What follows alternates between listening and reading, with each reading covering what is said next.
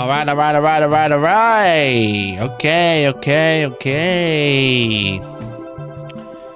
I'm just getting myself a little drink. A little bit of fuel. A little bit of G. A little bit of gamer down my neck. Oh, let's have a Lingon berry. I've not had one of them in a while. Let's get one of these bad boys down my neck and then we'll start. Okay. It is very water tempered. What Zora's domain in particular. Oh, yes.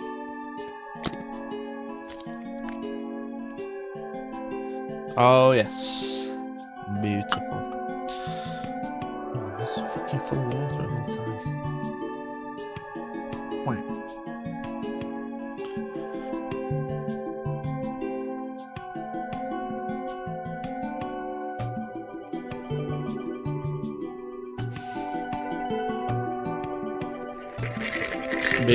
Beautiful. Right, we're ready to go.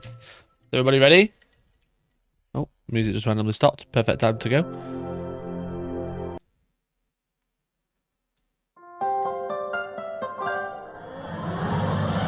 Ladies and gentlemen, boys and MBs, welcome back to Hellstormwargaming. I hope you're doing well and welcome. And we're tuning in to this bloody live stream. Hello. How are we doing today? I hope you're all doing well. Thanks for popping by. Hello.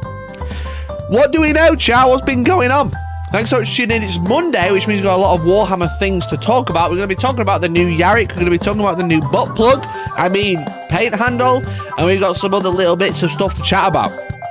So it's an exciting one. So thanks so much for tuning in. Appreciate you. So come in, say hello, say how are you, let me know what you've been going on, what's been going on this weekend, what you've been up to, what have you seen, what have you heard, what drama or news have you been thinking or reading or seeing on Reddit or whatever. Let me know. It's a busy couple of weeks for me, as Nick has pointed out. Hey Lambo, how you doing? It is the last stream. R.I.P. I've had my haircut special. It's the last stream. R.I.P.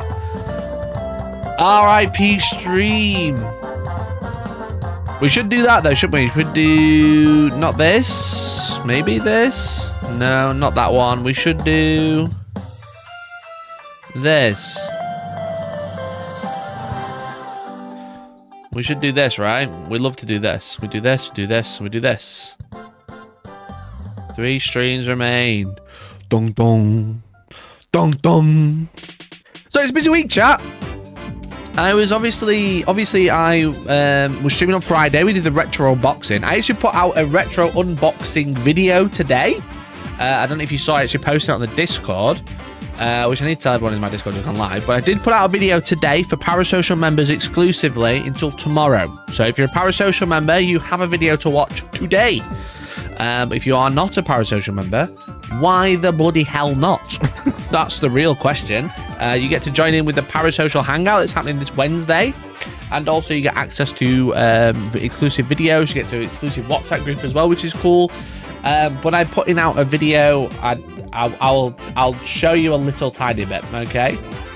So I bought a bag of stuff the other day off someone. And it's like, honestly, it's a Warhammer time capsule. It's pretty insane. But I'll just show you this. I bought a bag of metal. So if you'd like to see what's in it, become a Parasocial member today, or you can tune in tomorrow when it's out for free. Also, if you support the channel by becoming a Parasocial member, you are also going to be entered in to win an Adeptus Sororitas box, which got Adeptus Custodes battle group, which is on pre-order as of this Saturday. If you need one, you can use the Outpost as well. But this Saturday they are on pre-order. We're giving it away at the end of the month. Okay, so we're going to be giving it away when I come back, because there's a big week of it's a big couple of weeks of events for me, to be honest. Different women, yeah. We have Chillcon this weekend, which is a big event that's happening in Sheffield, so just down the road from me. Chillcon it's like a small, it's an old group called Chilling Wargamers, and then they made Chillcon, which is a convention that they run in Sheffield. Where is it? Where are they? Let me find them. Chillcon UK, baby. Yo, who's that? Who's that right in the middle? Damn, son. Damn. So Chillcon, it's a small event that's happening in Sheffield. It's very exciting. It's very cool.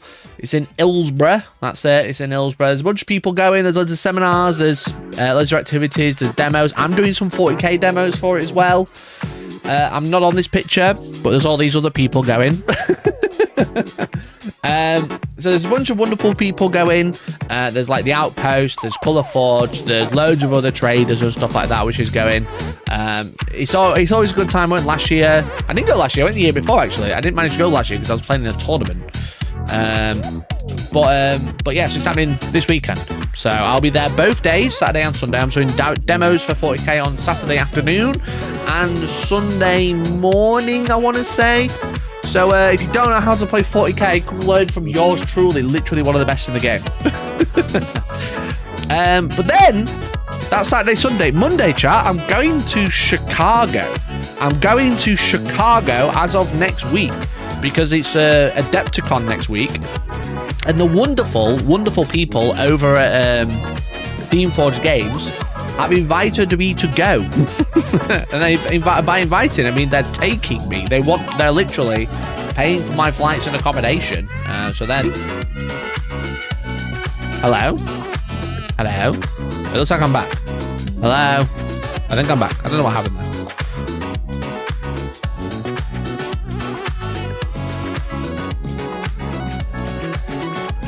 I'm back. I don't know what happened there. Just randomly dropped. Hopefully that doesn't happen again. Yeah, so this weekend is Chillcon, which is the big Sheffield event, but the weekend after, or the week after, because I'm actually flying out, I'm flying on Monday, so a week today. Actually, by this time a week today, I will be in Chicago, and then have to cross states or something. I don't know. I've got to travel somewhere. I'm going to be at Adepticon next week. So there's a couple of things, chat, that we need to talk about. There's a couple of things we need to talk about regarding that in particular. One, thank you to PJ Fisher. Appreciate you. You're going to be added to the March Golden Girlies giveaway. So let me add you to this list. This is what we're giving away. Giving away a Legion Custodes battle group. We've got 12 Custodes. We've got a shield caps. We've got a dreadnought and the tank. It's okay, Mikey. It's okay, guys. Mikey's back. You're all right. I'm good, mate. Thank you. I'm much better now seeing your face pop up with a resub. Appreciate it, bud. There's only 64 people have entered so far. So if you want to become a member, you have 1 in 65 chance of winning. So no pressure. No pressure. So yeah, I've got a couple of things. One, chat. I've never been to Adepticon. What the fuck am I going to do there? What's there? I don't even know what's there. I just know there's War Machine there because I'm helping out. I don't know Steamforged are there because I'm helping out. I'm actually I'm running their reveal stream. You remember the reveal stream last year? I'm running it this year. She's a bit scary. Alchemist Dave, thank you for the gifted, man. So I'm going with Steamforged because I'm running their live presentation, which is like, do you know like you have the reveal shows from games where I feel like my music's still really loud. Sorry. You know they have like the reveal shows from GW. I'm doing the War Machine one. No pressure. They've asked me to go to do it for them because they think I can do a better job. So that's very cute, but also a little bit scary. So I know that's happening. And I'm also doing some commentary on the War Machine finals. And I'm also judging helping judge their painting competition. I'm truly doing so much. I'm truly doing quite a lot. But then after that, I don't know what to do. I don't know what there is at Adepticon. I don't know what to see. I don't know what to go to look at. And maybe you're in the same position, so I'm going to be filming my time there. I'm going to make a video about Adepticon. And it'll probably be like a loot thing of like, this is what I bought, but I'm on a plane, so I can't buy too much. I'll be coming back on a plane. But also, like, I'm not 100% sure where I'm going or what to do. You know? Like, what to do. What is there in Chicago, chat? But also just Milwaukee, because that's where the actual convention is. Which I really should look up. Let me look. Right, okay. So it's Milwaukee. I think it's where is Adepticon? I should probably, this is why I'm doing it now, chat. Just make sure you leave plenty of awkward pauses to be like a GW reveal. Right, it's at the bird center. The bird center. Bird center. Right, okay, that's where it is. All right, we know where it is. Right, where's the airport? where's the airport?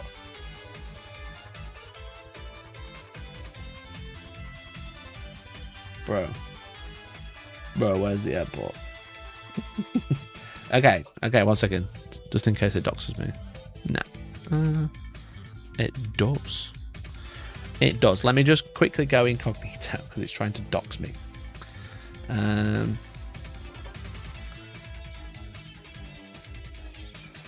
Right. Milwaukee Bad Center. Maps.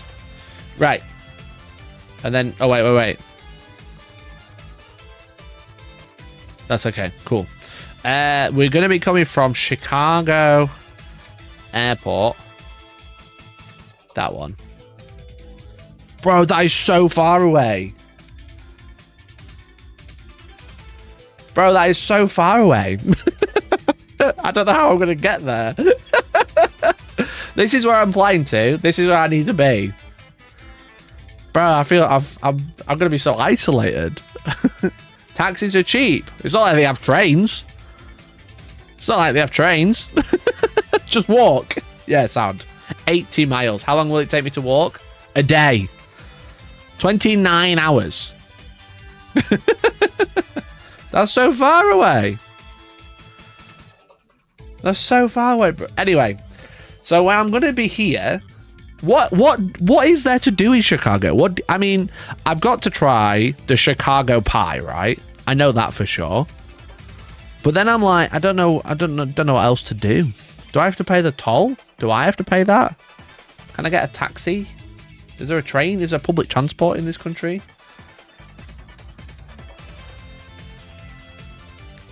An hour and a half is less than a day trip for most Americans. Well, I'd hope so, an hour and a half. So if you've ever been to Milwaukee, or you know anything to do in Chicago, do let me know, because I'm going and I need to work out what I'm doing. Chicago hot dog. What's a Chicago hot dog? Oh, spelled that wrong. Chicago style hot dog is a hot dog comprising of an all beef frankfurter and on a poppy seed bun originated from Chicago. Is it just a hot dog full of shit? Is it just a hot dog just full of stuff? What is going on here? Why is it? Where's the hot dog? Where is the hot dog? There's so much going on. No hot dog. What a waste. This looks like the grossest thing I've ever seen. What is this? Is that carrots? Is this what you call food? I can see a hot dog. I would have presumed they were mushy peas, but that does not look like mushy peas. The defining feature is the poppy seed in the beef hot dog. Well, I have beef hot dog all the time because I go to Costco. They have beef hot dog. They don't do pork hot dogs, they do beef hot dog. So I don't like pickle either. What the fuck what is the green shit? Chat, I'm scared. I'm scared, bro. Bougie. But because they have a £1.50 hot dog. The bean.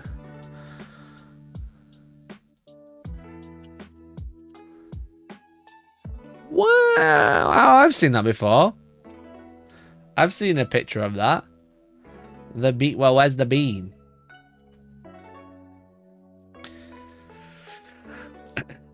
Center thing at Millennium Park. Wait, where's Millennium Park?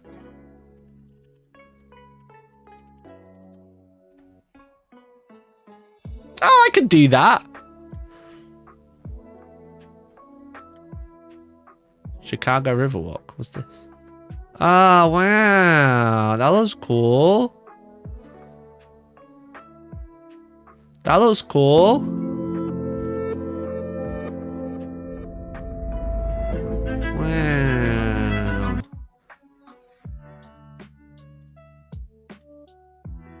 Yeah, well, I'll go there. That looks sick.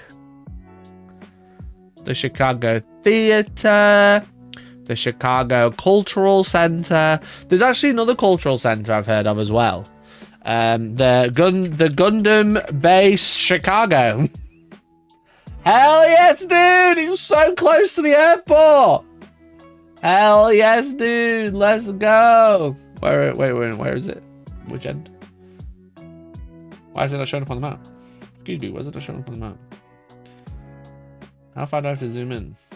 Where is it? Where?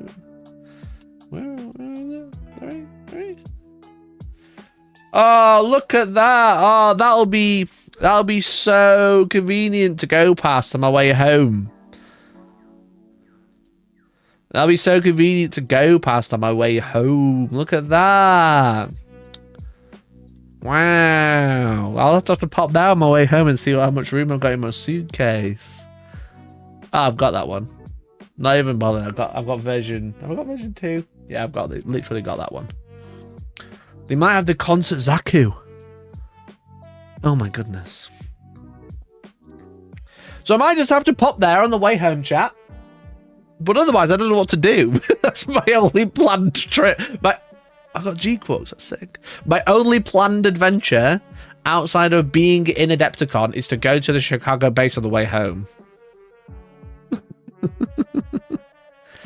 Let's be honest, Georgie's used to you filling your suitcases with gunpla. I mean, yeah. She knows. She knows what's up.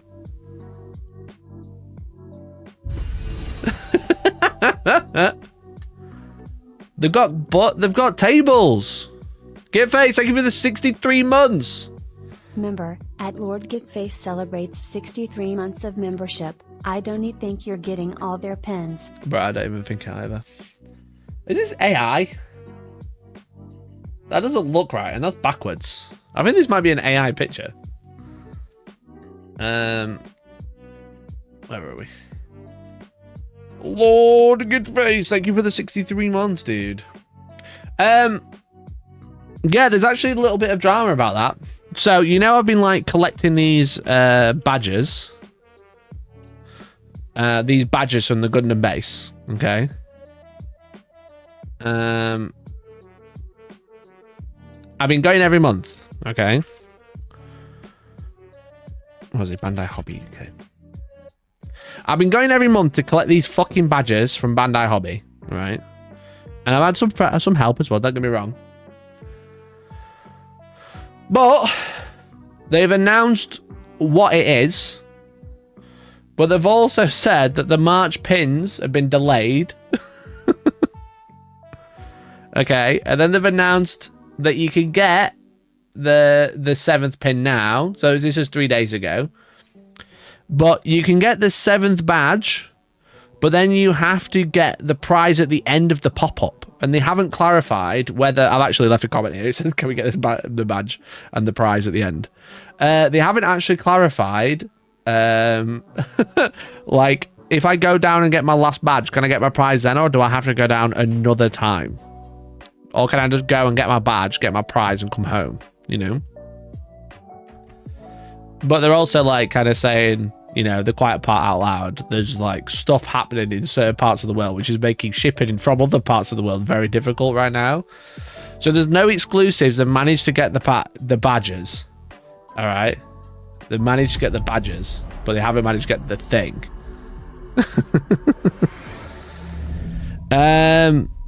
No spoilers, Nick. No spoilers. Rejoined at the Papaya celebrates. Thank you, Papaya, for the 23 months. Extra trip to London for that pin case. I know, that's what I'm worried about. I don't want to go to London. I have to go to London twice to get the shit prize.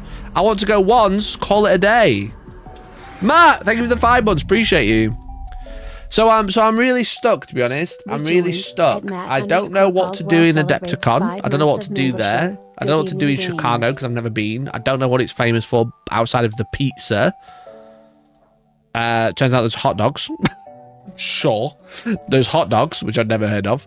But I'm there. But also, I'm going away for the last week of March, and I don't know if I'm going to have to go to London twice. Yo, Papaya! Dude, thank you so much for the 10 gifted. Holy shit, bro. Gifted members. Bro, thank you so much for the 10. That's insane. Dude, honestly, thank you so much. Really appreciate you. Gifted Papaya, members. you're going to get 10 entries to the Adeptus Custodians giveaway that we're doing at the end of the month. Thank you so much. There you go. You're in. You're in, bud. You're in. Bam. Thank you so much. Member. Thank you so much. What a legend. So, what was I saying? I can't remember now. Yeah, so I'm like, I need to go to London to get this fucking badge, and then I need to get the special gift, but I want to do it at the same time. I don't want to have to go to London twice, but I'm not there for the last week of March because I'm going on a week today. So I've got to go to London sometime this week, basically the next 3 days, because I'm busy over the weekend. Gifted member. Because I'm busy over the weekend, I can't go, and then I'm flying on Monday. Need to? Well, I've collected all 6. Bro, I've collected all 6. I'm kind of like locked in. So, like, well, if I can't get the special prize at the same time, I'm not going to go. But also, what if they go, well, you've only got 6, you haven't got 7. Gifted member. And I'll be like this at them. So I'm like really stuck. I'm really stuck. I don't know what to do. I don't know what to do, chat. Gifted member. But what I do want to say is a huge thank you to Papaya Pariah for the 10 gifted man. That's so kind of you. Be like Papaya Pariah. Gift a membership if you haven't already. If every single one of you, all 80 of you, gift a membership, we'd be having a great fucking time. We'd be having a great fucking time, bro.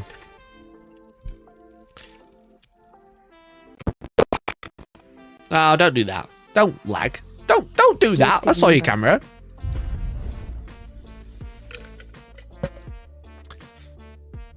Mikey's sunk costing himself to death.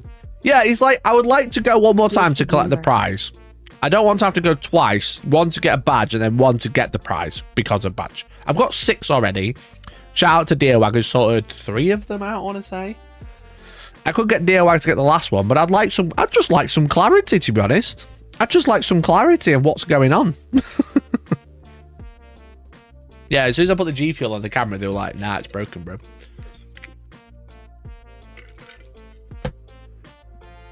So that's where I'm at. Chicago in a week. Don't know what I'm going to do there. I'm sure there's going to be plenty of stuff to do at Adepticon. If there's anything at Adepticon that you think I would like or think I should look at or would be cool to like cover, let me know and I'll try and have a look. But I'll hopefully be streaming while I'm there as well. That is the plan. The plan is to continue my stream. I just won't be live on Monday. And then hopefully I'll be able to stream on Wednesday and Friday. Not as normal, but I'm hoping to still stream. I'm a bit disappointed in myself for supporting this badge collection farce. The whole thing has been a farce, bro. Honestly, I wish I'd never started. I've got so much gunplay. I've not built any of it. I just want to collect this fucking badge prize and call it a day, you know? But it's just fucking London, of all places. Fucking London. And then there's a war on, so nothing is getting shipped properly. So they haven't announced the exclusives and they don't know when they're going to be in, and it's like it ends in 2 weeks. So yeah, so that's where we're at. Fucking just a bit of a joke, to be honest. So yeah, so if I'm not here next week, that's why. But I do have a video coming out tomorrow. I have a video that is almost finished being filmed and hopefully be edited. And this is the thing, I'm trying to make content for while I'm away again, because I'm only away for a week though, and I'll be streaming while I'm there. I'm trying to like make content ready for Saturday, because there's a big video coming out on Saturday. I'm sure you can work out what that's about. And then I'm away. So it's just like bang bang bang. When do I go to this fucking base again? And no, I can't be going twice. Fuck that.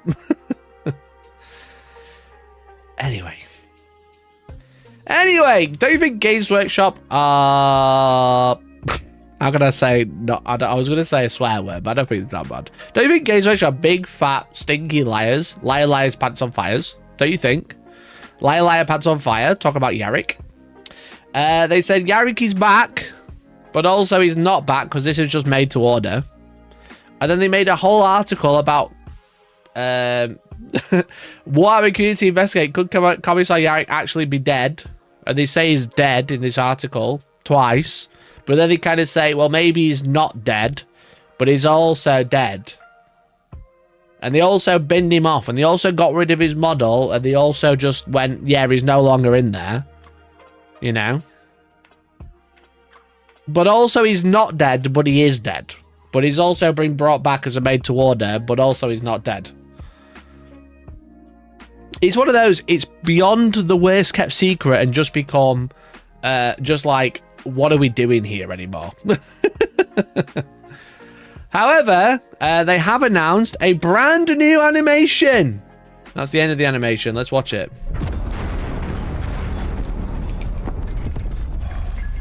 And I will say, model reveals with animations is fun. Are we ready?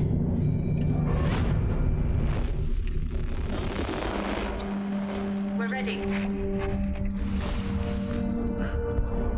People of Armageddon. Soldiers of the Imperial Guard. For decades, we have defended this world. Some of you were born here and know only war. Some of you have grown old upon these battlefields. Some of you were brought from off-world, shipped here to die. I thank every one of you. But look at what's become of our world. Graveyards that reach from horizon to horizon. Cities cloaked in ash and dust. All Industry in ruin. The next wave of greenskins will soon reach our world. They come in numbers the likes of which we've never seen. This is very good, by the way. I haven't watched this yet. I've only seen the model. This is a very good animation. It's basically a mini secret level, right? I know it's just a trailer, but like quality-wise and action-wise, it's like a mini secret level episode. It's very cool. We're expected to die in duty, to hold the line. We cannot. There is no victory to be had here. Oh, wow. I cannot ask you to die In the mud of a world that was lost long ago.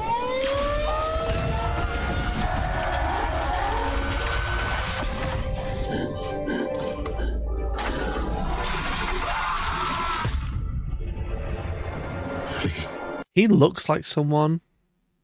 Who does he look like? He proper reminds me of an actor. I just can't think of who. Flee. All of you. Flee. Make for the evacuation transports. Get off world if you are able. Run for your... Pussy.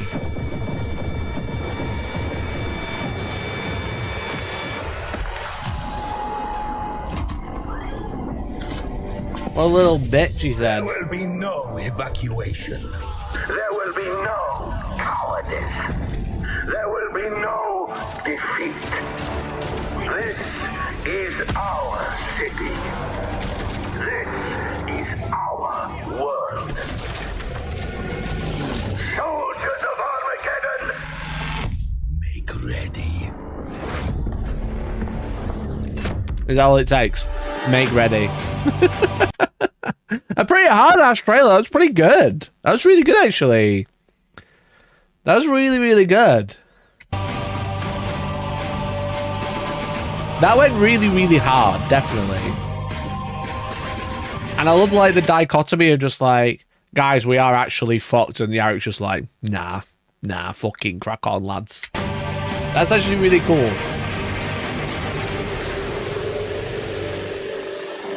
Yeah, that was actually quite a surprising trailer. I've seen a lot of GW trailers. We've seen a lot. We've watched a lot together. That was a really good one. That was really good. Like I said, like, this bit, again, we've kind of seen this shot multiple times on every trailer. They love this type of shot where it's just like, you know, low angle, looking at like the Aquila or something similar, like the Gulliman one, secret level. It's all got this type of shot. It works really well. It's very samey though, but like the big reveal of like you know, you've all fucked it. It's really good. People of Armageddon. It's very different. Soldiers of the Imperial Guard. For decades, It's definitely like a subverting the expectations in a really good way for you were once. born here. But there's quite a lot in here as well. There's like, I was surprised to see, there's no Catachans. There's Krieg. You know, Steel Legion who? This is Krieg now. I mean, they kind of look like Steel Legion, but it's just because of the lighting. We have to And then there's these are Cadians. These are not, I mean, they're in the jungle, but they're Cadians. this world. You know? They're not Catachans. Why? You know, they're not jungle fighters. They're just Cadians, which is quite funny. Some of you were born here and know only war. Some of you have grown old upon these battlefields.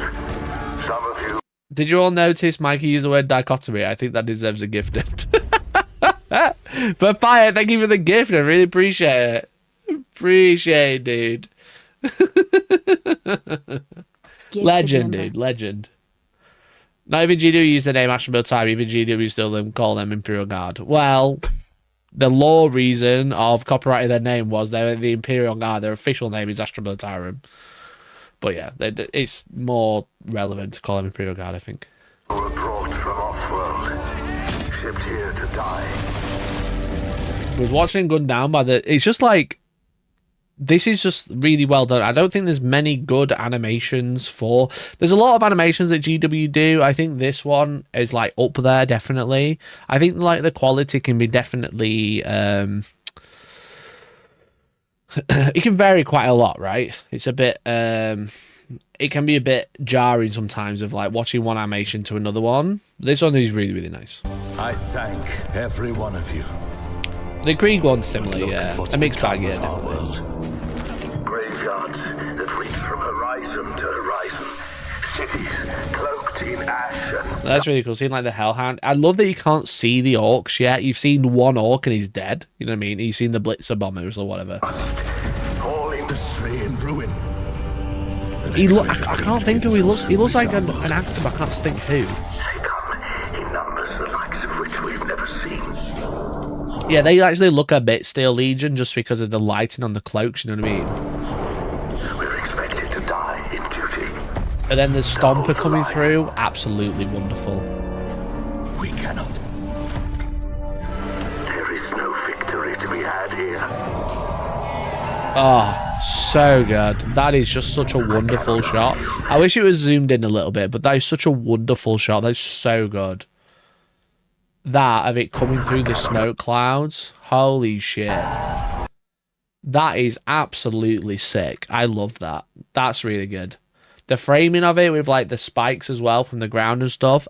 Just beautiful. Absolutely beautiful. I cannot ask you to die In the mud of a world that was William Fitchner. Isn't that William Fitchner?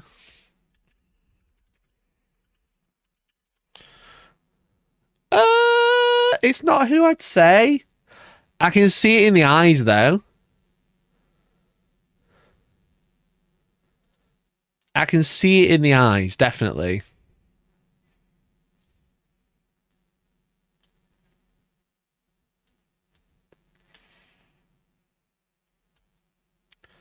Yeah. I can, well, I should say, not eyes.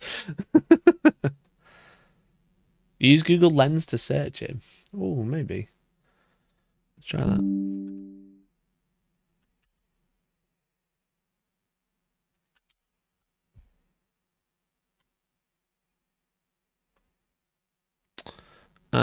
This image from Warhammer 40,000 Universe likely depicts an Inquisitor based on the visual style similar to adaptations like Eisenhorn. Visual matches. Nah. It's just AI. AI slop. Never mind. lost long ago.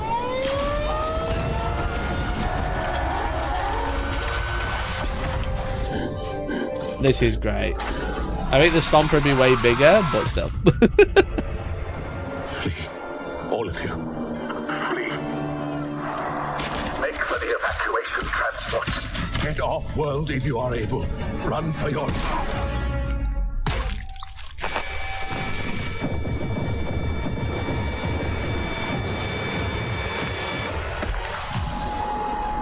Yeah, the subverted expectations very good, because obviously you're not expecting someone to say flee in Warhammer and then him fucking getting shot and saying fuck it. As a Gorkanaut? No, that's a stomper. The guy, where he gets crushed, he's a stomper. It's the stomper, right? See the big chainsaw there and the cannons. That's the stomper that you saw earlier. The same one. Flee. All of you. Flee. Make for the evacuation transports. Get off world if you are able. Run for your life. Yeah, just great. Just great. Just gruesomely great.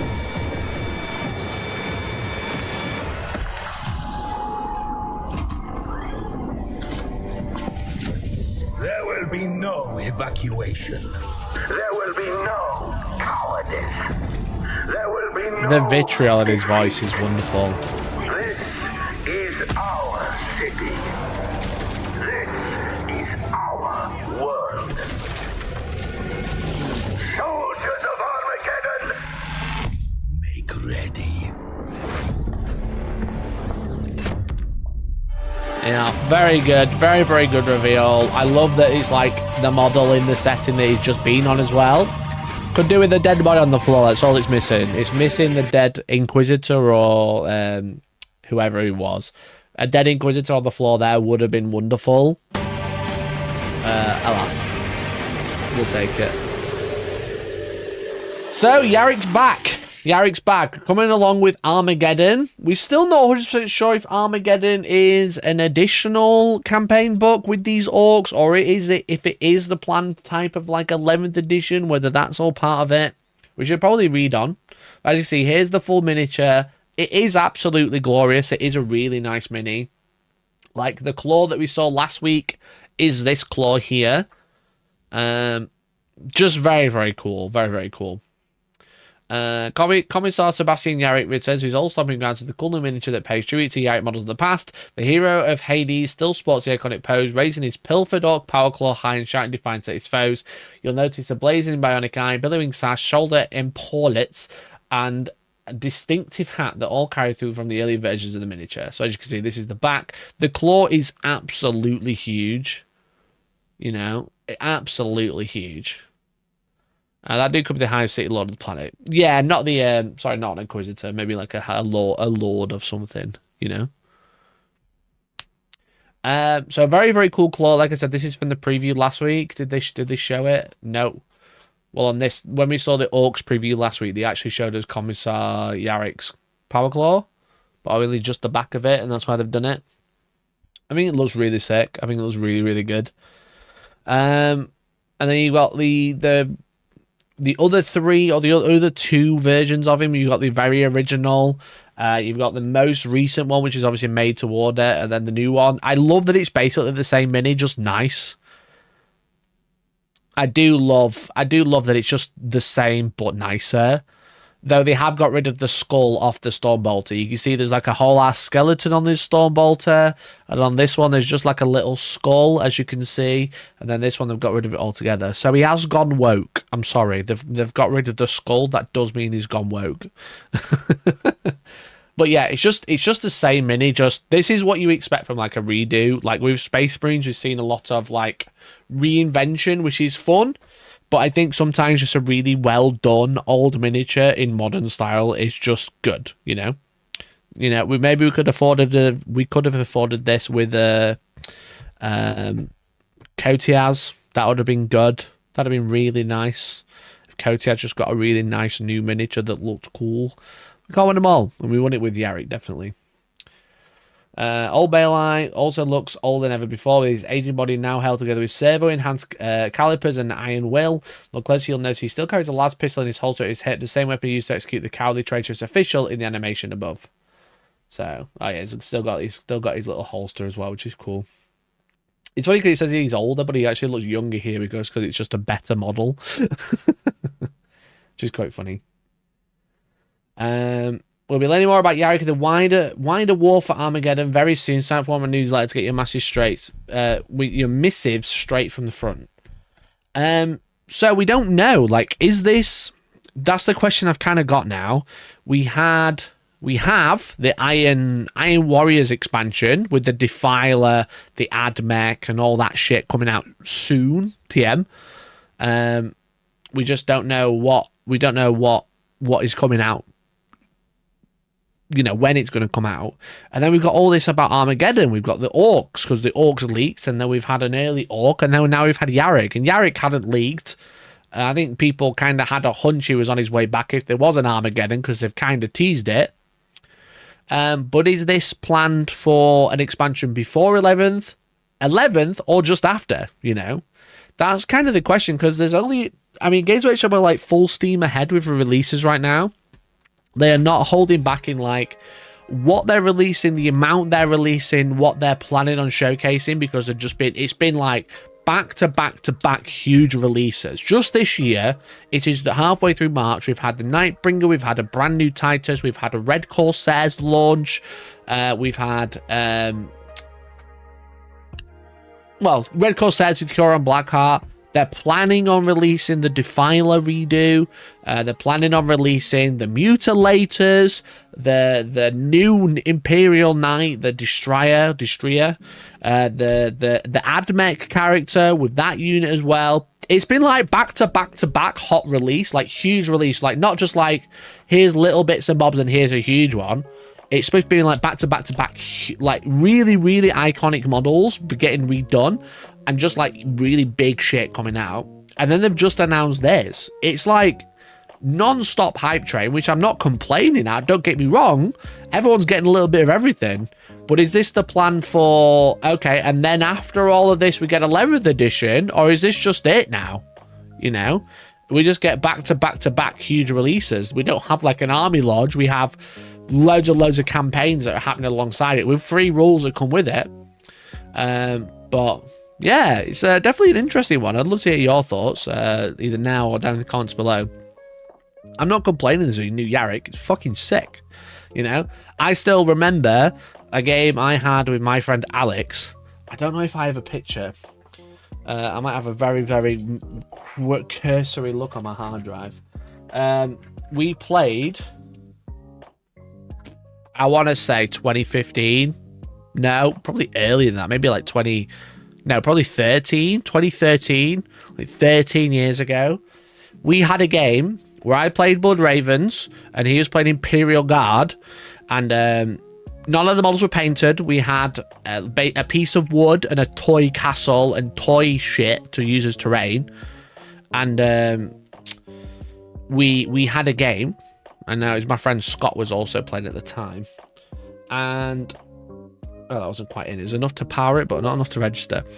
And we played, and I had my 5 Terminators from Assault on Black Reach in combat with his Yarrick. And we basically kept them in combat until one of them won. And I think we went through about 15 to 20 rounds of combat before Yarrick finally died. In 2013... I don't know if I still have this picture. I'm just having a look at some really old pictures of me, which are awfully cringe. But you just never know. You just never know. I don't think I have these pictures anymore. Or if I do, they'll be on Facebook somewhere or God knows where.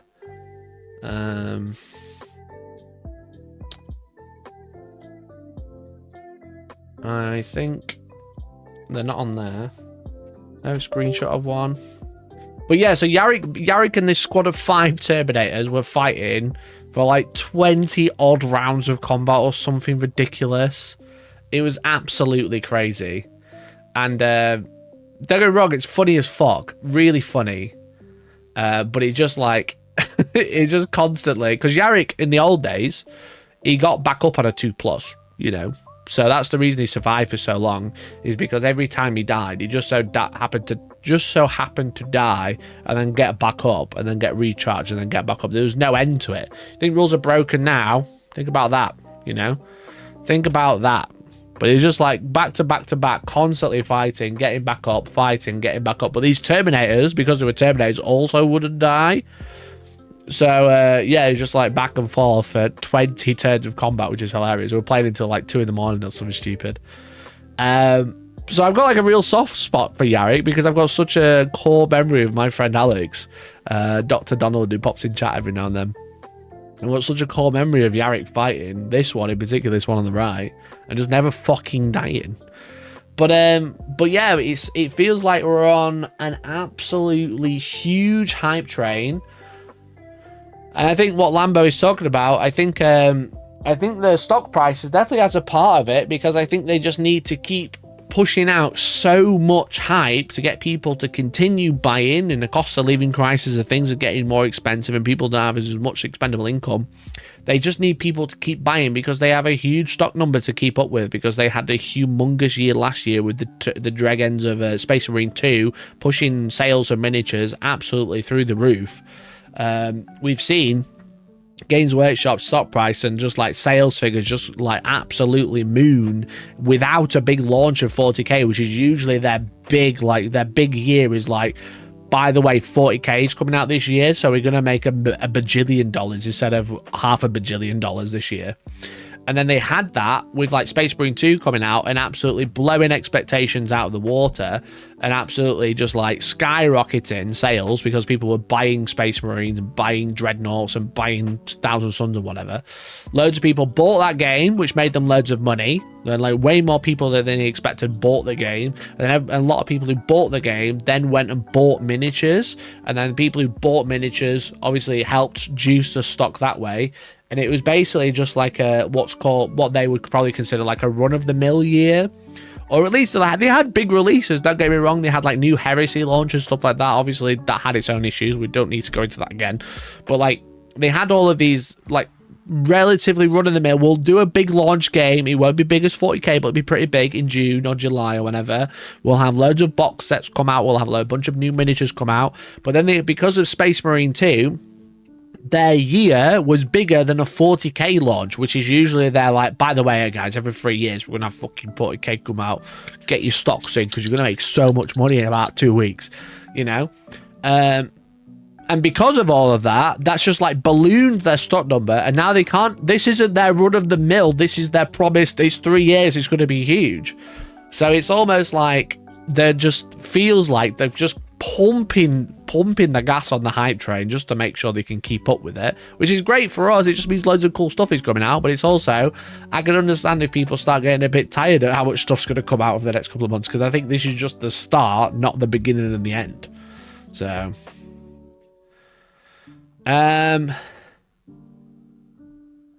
it seems only weird because people are fully expecting a new edition announcement. We're getting a bunch of content that's going to have a weekend in the sun.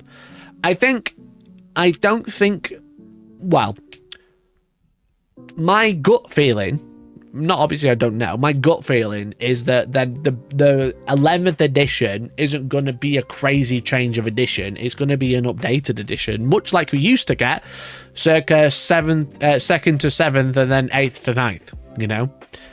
We've had 2 fairly large resets fairly close together, and it's something I go over in my retro video actually. That like 2nd edition to 7th edition was basically the same edition, just updated, and codexes were updated, but your codex that you bought in 5th edition would work all of 5th edition and then all of 6th edition until you got a new one, you know. Sometimes you didn't even get one. Back then, people in 6th edition were still playing with 4th edition codexes, etc., and right up until 7th edition.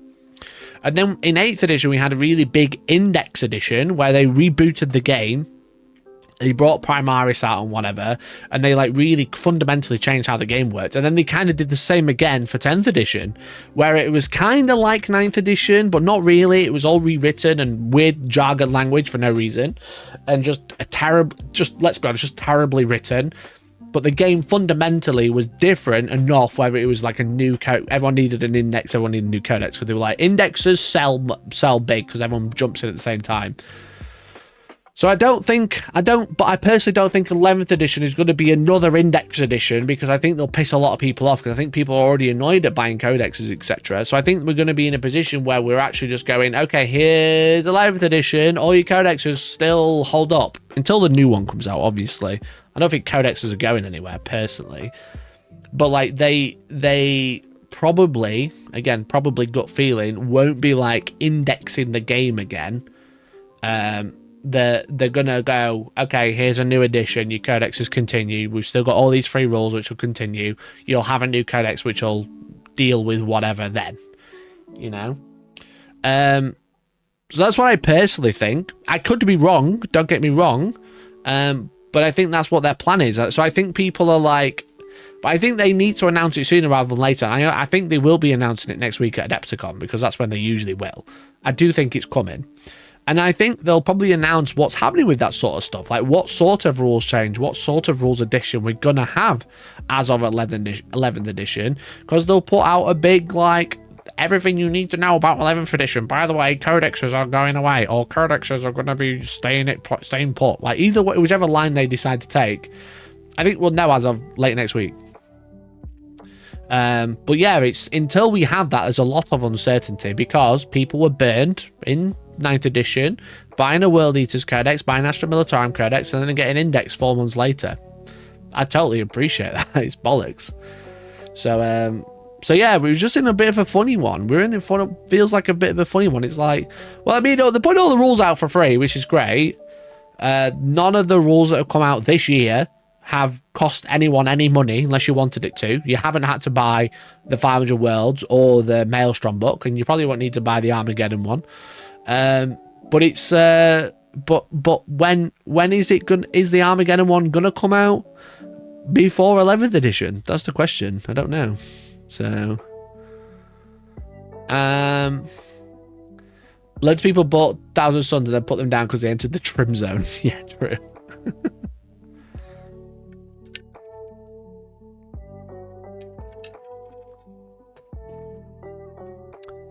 Nah, 11 should do an index reset. I don't think there's any universe where keeping Gladius going into a new edition is a good idea. Fair enough. Like I said, I disagree. I don't think they will. But also, when the new Codex, Space Marine Codex comes out, they can just delete Gladius. You know? I imagine what they're going to do is when the Codex comes out, they kind of go, all of those detachments that you've had, these are the ones you have now.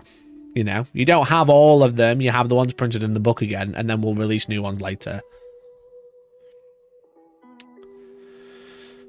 We know stuff is changing, but does it really matter? Is it mostly for people considering buying a codex right now? I don't think it's so much as people considering buying a codex. I think it's people wanting to know if they want to invest, you know? Are they going to like a 11th edition? I don't know. Are they going to enjoy the new edition? Are they going to like the new rule set? Are they going to enjoy the interaction? Are they going to enjoy the missions? I think people are a bit not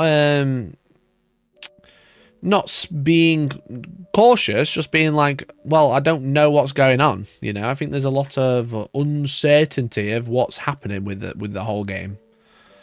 Are demons going to exist? Yeah. Our Deathwatch, you know, is Forge World Custodes that isn't in plastic going to be available? You know, there's a lot of like little bits and bobs, like what's happening with all of the detachments. Are they all going to remain?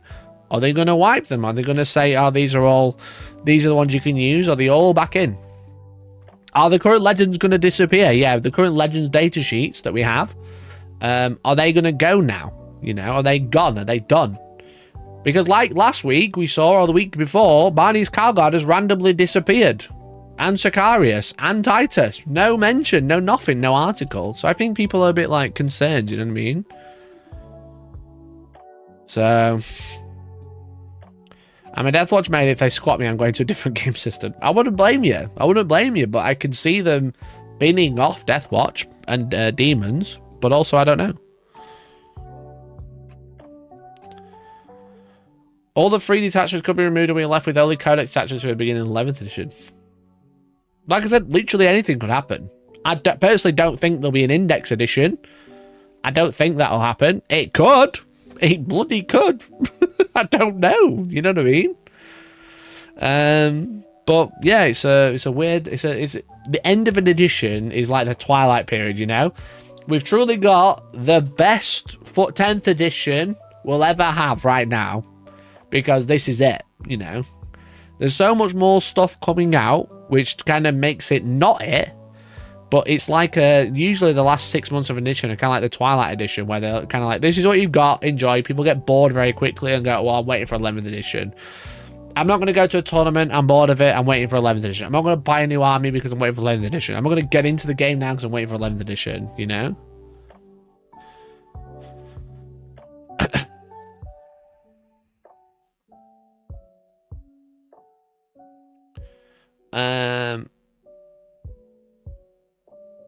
I could see them treating detachments like kill team, rotating them out seasonally. I think the best, the cleanest and healthiest way to deal with it would be to, when they actually print a new codex, is put all of the detachments they want you to use in the codex, and then the rest go to Legends, you know? I don't think detachments in Legends is a bad idea. I don't think that's awful. I think removing them completely is cringe. As per usual, I think that is cringe. But like, if they just went, yeah, these are the current detachments you can play now. Even if it said, like, here's your codex, scan this QR code to here's all your detachments you can use. Or they just went, you know, here's all the detachments in the codex, and here they all are free or whatever. It'd be sound. I think like digital rules, they're kind of having the same problem as like video games. It's like they remove them and then they don't back them up, and then no one has access to them unless someone happens to have a copy, like Calgar rules, like Titus rules, etc. And that's another problem for another day, another conversation of like digital rules need to be archived and stored and be accessible for everybody, you know. But I don't mind the idea of going, these detachments are no longer match play legal, they're Legends. That would be cool. That would be fine. I don't think anyone would care, you know. I still think they should make a clearer differentiation between narrative play, matched play, and tournament play. That's another conversation as well, because I think that match play is always convoluted with tournament play, where people don't have chill matched games. They have to play narrative, or they're playing a tournament game. There's no in between. I think there is an in between. It's called match play, where people play with Legends, play with custom characters, play with anything that's available, but you play the same amount of points, and that's the only reason it's matched. And then there's tournament play, where it's XYZ is allowed, this is banned, this is limited, etc, etc, etc. You know, that's a very real thing that I think they should bring in. But I do think, like, yeah, just like go, well, these with your codex, these are the detachments that are allowed now. They could do it at the start of the edition. They do love to just delete stuff at the start of the edition, because they call it like the big reset. It's like, this thing won't be coming over with us. But I think the cleanest way would be, you know, you've got 15, 17, 20 detachments, Mr. Space Marines. So when you get your codex, these are the ones you can access now, and the other ones will be Legends. So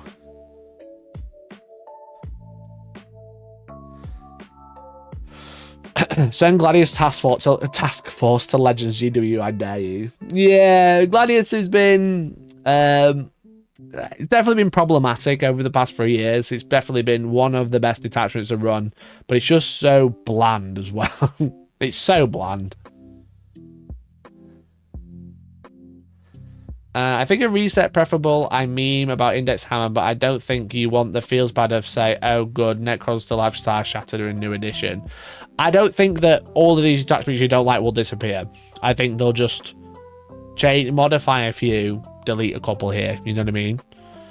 I don't think detachments as a whole, the ones you know and are annoyed at, will disappear at all. You know, maybe not Gladius. Maybe Gladius will get a little change up, but you know, if they're doing an index edition, fingers crossed it's not got as many mistakes as 10th. I hope it has loads of mistakes, because I could just make loads of videos about it.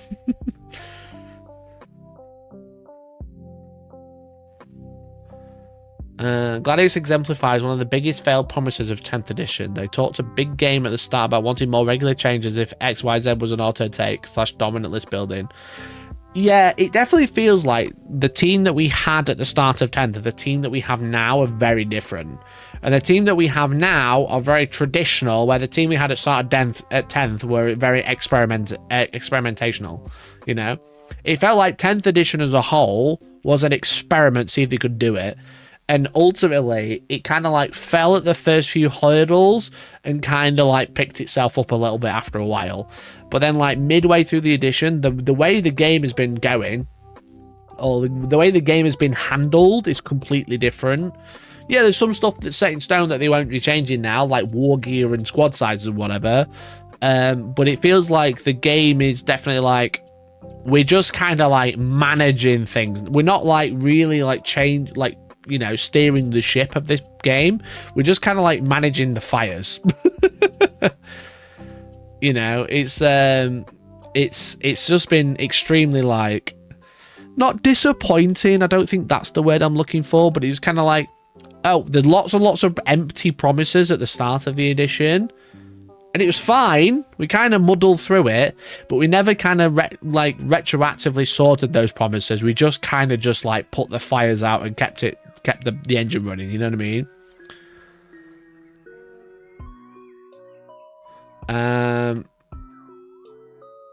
Those experiments did lead to a focus on battle shock through it, though, sadly, which didn't work. Remember First Company Task Force, I remember. Yeah, exactly. So, like, stuff like battle shock being, like, huge never came of anything, you know? The idea of less rerolls never really happened because they just got loads of rerolls. The idea of characters being super important never really happened. The idea of actions being super important. We've been playing the same missions. We've been playing the same missions for 3 years. I think that's the biggest problem we've had. Is like the primary missions, secondary missions are largely the same, barring a couple. The biggest thing about this year of missions was that the fact that they put attempting target back in. That was the main difference, you know? It was like, holy shit, we've got new missions. It's the last year of 40k 10th edition. We've got a brand new mission pack. And then they were like, yeah, here's fucking attempting target back in. Sound, enjoy, lads. And then, yeah, Chilling Reign being the main secondary, tertiary twist for 2 of the 3 years. And then the third year, they just went, nah, fuck it, we're not going to do that anymore. It was like so many like little things. It was like, this is a really cool idea. We're not going to capitalize on it just yet. Let the game settle. And then when the game settled, they just went, what if we don't do that? Don't get me wrong, I like Warhammer. I can sound like I'm like bitching about it and saying it's shit, but I think it's totally normal to be like objective about like the game system and how bad it's been. You know, it's not been amazing. It's been fun. The game has been fun. The game has been fun, but it's been very clinical. I think it's been very clinical. It's been like, these are the missions, we're going to just keep tweaking those. These are the armies, these are the factions. Some units are a bit problem, we're going to just tweak a couple of those, you know? We've not had anything that's been like, holy shit. I think the holy shit moment was Challenger cards. And then because, you know, I jokingly said I blamed a certain group on the internet. It was mostly joking. But it was just because, like, the sentiment around them was so negative because, like, imagine having, like, completely losing a few people scoring extra points and then, but also the second turn problem or going second problem is extremely strong and Challenger card just accentuates that. The most exciting thing about the game was Challenger cards, and they binned them off 2 months later, if not shorter, you know? If not, it might have even been shorter than 2 months. I can't remember now. But it wasn't very long. It was like, here are Challenger cards. By winter, they were gone. They were banned, almost. And I liked them. Like I said, yeah, there are problems, but I think the problem wasn't Challenger. It was always going second. Going second is extremely broken in Warhammer, and we had a going first problem, and then it took them 7 years to make going second slightly better, and then it was like, bam, by the way, going second now the broken one. Going first actually absolutely sucks. But we're kind of like in this stalemate of like, well, so going second is just better, but no one wants to do anything about it. No, the idea of Challenger cards was interesting, but it made going second even stronger if you could manipulate how Challenger cards were played, which is obviously a problem that they had. Because it's like, well, I know that you scored X amount of points, so I'm going to purposefully score less points than you, and then at the start of the battle round, now I get a Challenger card and I'd steamroll and get a really good strat, or just score way more points than you this turn. Where really we could have done it at the start of the turn, you know, or the end of the player turn. If they've scored you know, more than 15 or whatever that turn, and then they get a challenger card and they scored more than 30 in a single turn. Obviously that will never happen, so a more reasonable number. But if they scored more than 20 in a single turn, you get a challenger card, you know. But you can't score more than them this turn or whatever, you know. It's just second turn is a problem, and it always has been, or it has been for a long time now. The end of turn scoring was the catch-up mechanic. Then they added another catch-up mechanic, and then everyone realized that the new catch-up mechanic was broken. It was actually the first catch-up mechanic of scoring at the end of the game rather than at the end of the last battle round, or the start of the last battle round, was really good. So felt like to me they had an idea, didn't get it 100% right, and then gave up. Yeah, exactly. It was kind of like, here's a fun idea, here's a fun thing that we can put out. Oh, it's not quite worked. What? Why? Oh, it's going second, that's a problem. All right, we'll just get rid of challenge cards and then everyone will stop complaining. You know, rather than going, oh, going second's the problem. Maybe we'll fix that. So, because we've had secret missions, gambits, and then challenger cards, and challenger cards were the best. That was a third time's the charm, but it showed a bigger problem. So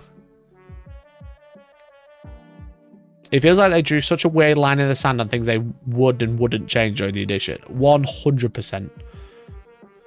100%. That's been the real problem. It's like, yeah, they've been like, I think that's maybe what I mean by clinical as well. It's kind of been like, we will change these things, and then other things will just kind of whatever. So yeah, odd one.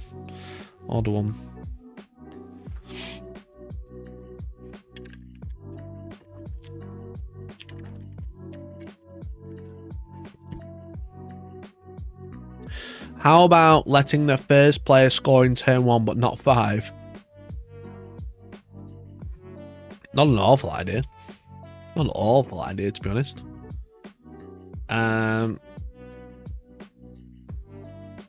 It'd be kind of like the same as turn 5, right? But yeah, I don't think the person going second needs to score max primary at the end of the game. I think maybe like if you go second, or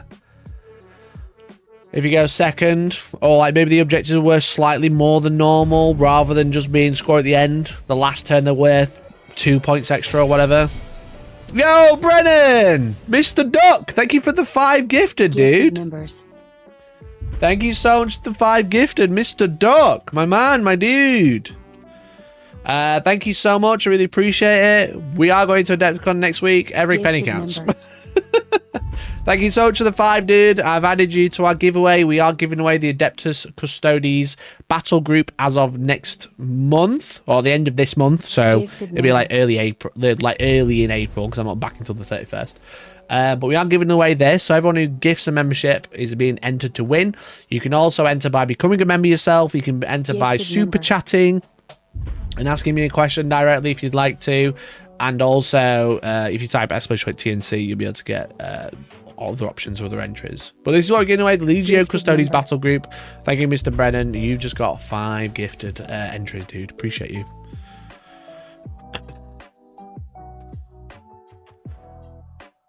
Gifted. I blame YouTubers for the death of challenger cards. You know what? Fair.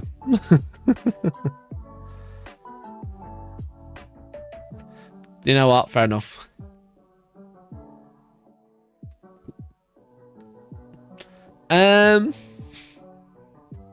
I played a load of games with them and never had an issue. Just made the games a bit close sometimes.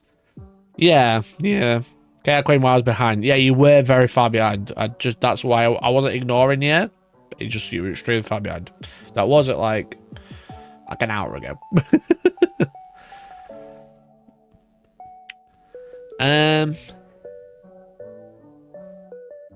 Make objectives score a certain amount on a certain turn, so low scoring beginning and end of game, worth more in the middle turns. Oh, you mean like a kind of like a peak, you know? That'd be quite interesting. But I just think Games Workshop are too scared to try anything crazy new, you know? I just don't think they want to. because they're like, well, because I think people do struggle with change a lot of the time with these games, you know what I mean? They do struggle with like, oh well, I've always played it this way, so doing it different's cringe, or I don't want to do it different. I do think people do struggle with change, definitely. Okay, Queen, welcome to the boys club, dude. Appreciate you. Let me get you into the giveaway. When 1960. It is shipped for free anywhere in the world. I've shipped it to 3 different countries so far. I'd really appreciate someone in the UK one, but you know, every price is shipped free. Can't control tariffs, can't control import fees, but that won't charge you postage. I do see people keep bringing up terrain needs to fix for 11th edition. Yeah, I want them to make terrain more interesting, but I don't want them to change fundamentally how terrain works, if that makes sense. The terrain needs a little bit of an update because it's just a bit weird, and it's the footprint. The footprint works. I just don't want to have to reinvest all my terrain because I'm a TO. I don't want all the terrain to change all at once. That would be mega annoying. But yeah, terrain needs a bit of a fix because like terrain is just boring right now. You're either behind it or you get a cover savings. That's it. You know what I mean?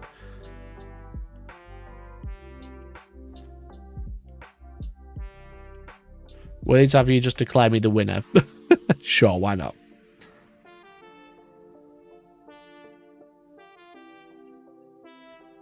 They need to change terrain layouts in a way that is willing to upset all the TOs that bought the same L-shaped ruins. Yeah, you know, it does need addressing. Terrain is poo.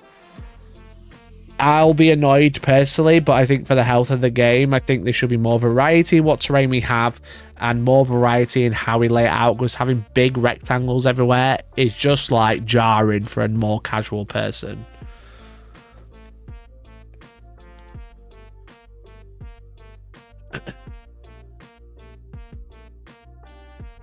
I felt like challenger cards were the peak of 10th edition's biggest problem within the community. Too many people taking uber competitive talking points and applying them to their own ability level. So many folk I heard going, challenger cards ruin games in their 45-20 games. Yeah, it was. I think it's a bit of an echo chamber, challenger cards, you know, and I think I don't blame anyone for like having online discourse about it, especially if they're in my position. Why wouldn't you? I don't blame anyone for it. But like, yeah, it felt like the talking point was definitely blown out of the water for the sole reason of, well, in this very specific scenario, it's really strong. And we'll keep talking about that very specific scenario rather than just saying, in most cases, it works pretty fine, you know?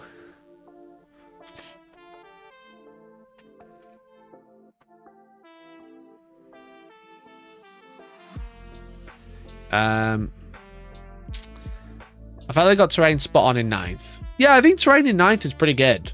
Yeah, I think it was like, you know, everything was obscuring, nothing had windows, but also like you could run crates, you could run trees and stuff. It worked pretty well. You had like slow movement on like grates and stuff, like craters. That worked pretty well. And then the whole simplification just came in. Do you have cover? Do you not have cover? Also line of sight blocking. Yeah. Like it feels like tournament ready match play terrain rules are played so differently to how the rules present them. There are rules for shooting people in ruins, but all the ruins have no windows. Yeah and no. Like depending what type of terrain you're using, obviously. Like GW terrain, like not a lot of things has windows because like it just means you can't, because of the fact that we have huge footprints, it means you can't stage in them, which means combat armies are just fucked.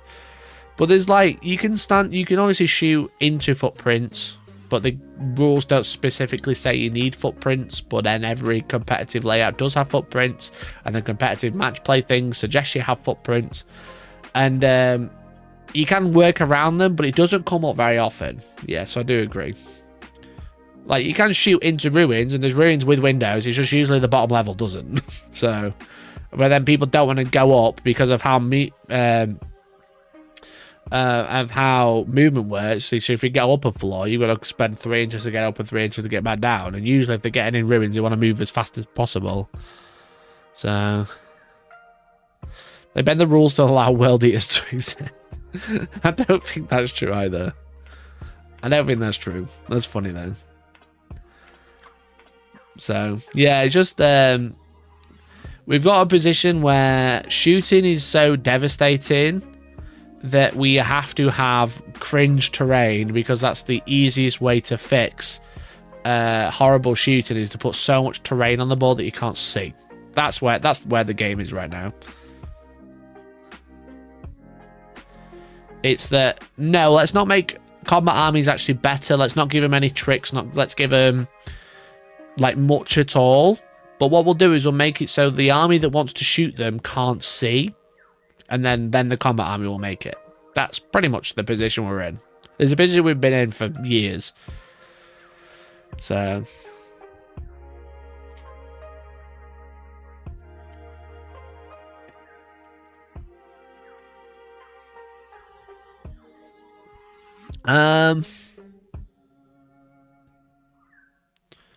competitive play needs to be not the standard game mode. Yeah, I think I kind of already mentioned that, where we need a narrative, matched, and tournament.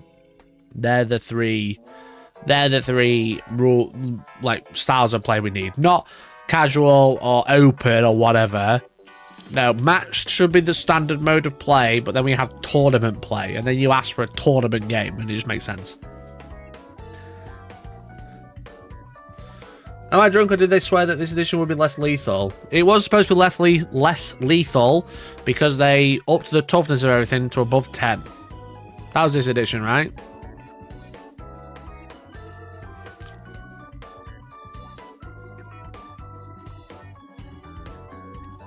I love the variety of dense versus obscuring and the movement penalties. I think it made for more competitive games as you had to react to your environment and use things to your advantage. Yeah, you just look at like the tables that I used to run on stream and the ones I have to run now. It's just night and day. You know what I mean? It is just absolutely night and day. If I like just go to most popular, is that a good one to show? Maybe not. This one maybe. Like, look at me and Elliot here. You know, 5 years ago, 9th edition. Wow, look at my little razorback driving over those walls. But look how varied this board is. There's like rocks, there's crates, there's like buildings and stuff like that. You know, it's like a real varied board. God, look at this. I used to have the camera at an angle because it wouldn't go high enough, so I had to like keystone it in like a projector. That's why it looks so weird. Like just like it's like a symmetrical board, you know what I mean? But it just looks a bit more varied. It just looks way more varied. Like I got an extra building. Elliot got what we used to call Uncle Ben's shack. But it was you know. So it's just like a little different, a little bit more varied, a little bit more going on. But I've not been able to use crates in. I only use crates on WTC. That's it. It's just like you just can't. No, popular.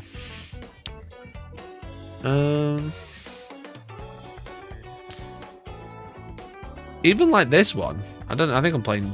You know, I'm playing here. I've got no idea. Oh, it's Alex and Dan. Even on this one, you got like the big middle bit, and then you've got like some buildings around. You got some crates knocking about, and you kind of made it like, oh, it's like an old factory. You know, even though it's like it's still L-shaped ruins. But at least it looks a little bit more interesting, you know? It looks a little bit more like there's a little bit more going on. This is peak COVID times. We had separate dice trays. What a state. What a state, bro. So yeah, it just looks a little bit more varied. But now you can't do that. You just can't do that. Yeah. It is much nicer, but the game doesn't function for this anymore. So I think if they're going to change the game, this is what they need to think about. It's they just need, again, still fairly mirrored, this one. Obviously one person's got one bigger than the other. But like, it's... The game doesn't function for this style of play anymore, and I think that's what people want, you know? I don't think mirrored boards is a problem. I don't think L-shaped ruins are a problem. It's when there's only L-shaped ruins. That's the real problem. I'm trying to find another one.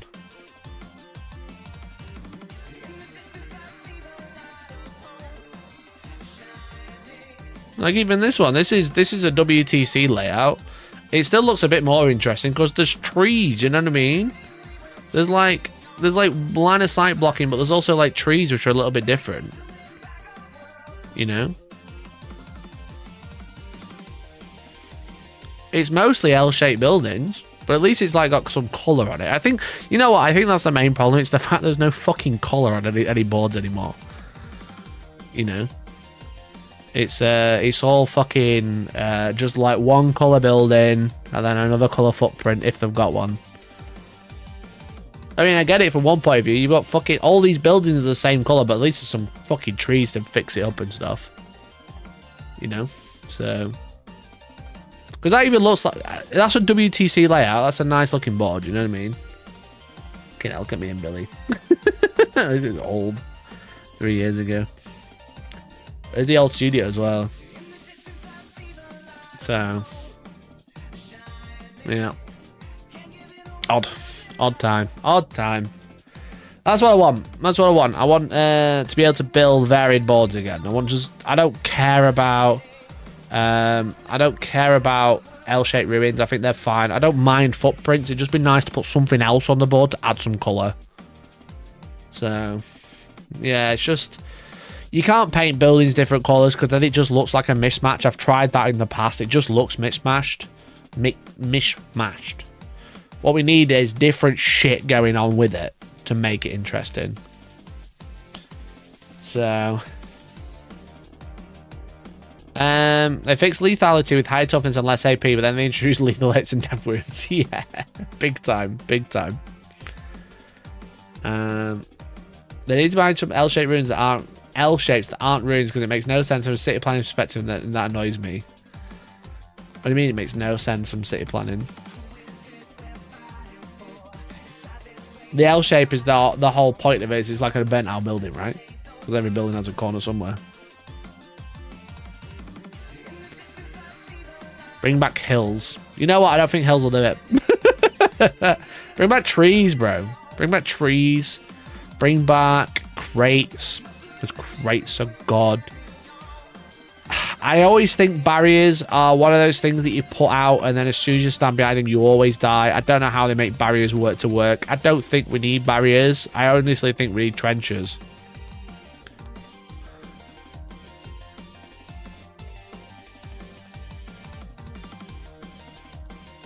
I think trenches need to be a thing. With a real craters would be a good one, yeah, craters are good. But trenches where it's like really high on one side so you can't see the guy stood in it, you know? What we need, because we always make barricades and we always have like trenches, like very traditional trenches. Let me have a look, see if there's a picture of one. Like games which have sold some. Like this shit, you know what I mean? They've sold this for years. Well, they have this. I want fucking loads of this. You know, they always sell this, right? And the problem is, as soon as you just fucking stand in it, stand in your little fucking trench, you know, and it goes up like this, and it goes like this, and it goes like that, you know? Actually, trench, side on view. And you put your little guy in it, and he's stood here, and he's got his fucking huge shoulder pads here. He's got his little bolt gun. You know, he's got his 2 legs, and he's on a base. And you'll see the problem is the reason we have obscuring is because if you're behind it, you can't be seen. And shit like this, if you're in it, you're always seen. So we either make these where people get in them and they're invisible. That'll be one way to do it. Or they just make a fucking trench like this, you know? Or even higher even. Now the problem is they're gonna have, because of all the different types of models, they're gonna have to be fucking massive. But I need to see trenches like this, where when you're in them, like, to be seen, you've got to be like here. I'll use a different colour. You've got to be like here, because if you're over here, you can't see, because all you can see is the trench. Maybe not a night-sized trench, no, but for, like, most infantry, they've got a measurement, and they just go, that's how high the trench is. Realistically, this is a dumb trench, because why is it flat here, and then it's, like, little bit on one side, and well high on the other? Because obviously the trench is supposed to be fucking dug into the ground, and we all play on battle mats, so not all of us can have a 3D board all the time. But if they had something like this, at least it'd be like an interesting type of terrain where you just can't get see into it, though. Because you don't have rules where infantry get either +2 to their save or some kind of invuln while they're in it. The problem is, as soon as you go, oh, it's +2 save or it's an invuln, you shoot them and they die anyway, because you can just shoot with everything, you know? You can make them nigh on unkillable, don't get me wrong. But yeah, you need something where it's like they're not actually being shot, because as soon as they are being shot, you're adding in chance that they will die. But the problem is this is just really weird, and it's going to be quite a large piece of terrain to make a trench. So you know what they did? You know what they did? If we draw this in yellow, what they did was just like, why don't we just like put a wall there and a roof there, and then say they can't be shot past these yellow bits, and then that was it. Because L-shaped ruin, whilst it's like boring, the problem is it just works. It's such a band-aid to a problem.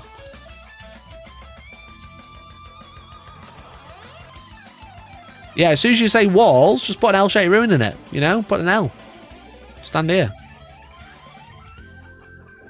So I think something like this would work really well, but they'd be huge, and you need it to fit most, if not all, infantry, or say while infantry are in it, they can't be seen.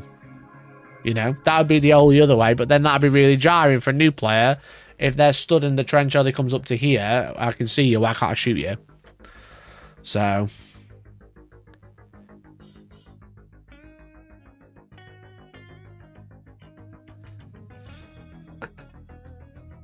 I changed line of sight rules. Well, you just make it with not really line of sight in general. You just go, whilst it's in a trench, you can't draw a line of sight to it unless it's also in the trench. If it's got the infantry keyword or whatever. They have that for fucking ruins anyway. If you've got a big window, this is your window, and you're stood here, you can't see him anyway. So, because of obscuring. So yeah, that's what they need to do. They need to make just more interesting terrain to add some pops of colour. Lone op in a trench probably would work mostly fine. Yeah, something like that. Something like that.